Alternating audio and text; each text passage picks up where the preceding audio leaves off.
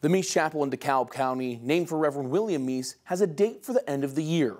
If a group of historians can't find a new home, it will be demolished to make room for the DeKalb County Airport. To find out why local historians are fighting for it, I dug into the chapel's history. Typically, a building only leaves its location when it's demolished. But for one chapel in Auburn, that may not be the case. We'd like to work with you to try to find a new home for Meese Chapel because we know it can't stay there. It's the last historic church in the Jackson Township just south of Auburn. Very simple frame building that was added to in the 1950s. And it was actually named and dedicated by the Reverend William Meese. And Reverend Meese is the reason the chapel is such a historic place.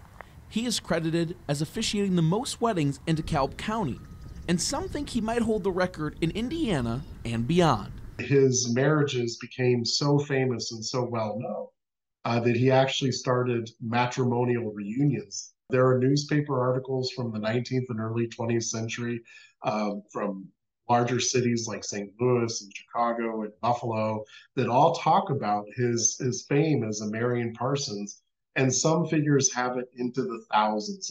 The chapel is the only building that bears Meese's name in the county. With the church that once filled the chapel gone, the DeKalb County Airport has bought the land the chapel sits on for other purposes. Its future is now in jeopardy unless a buyer steps forward so the building can be lifted and relocated. You can find more of this story right now on Wayne.com. Ethan Dolan, Wayne 15 News.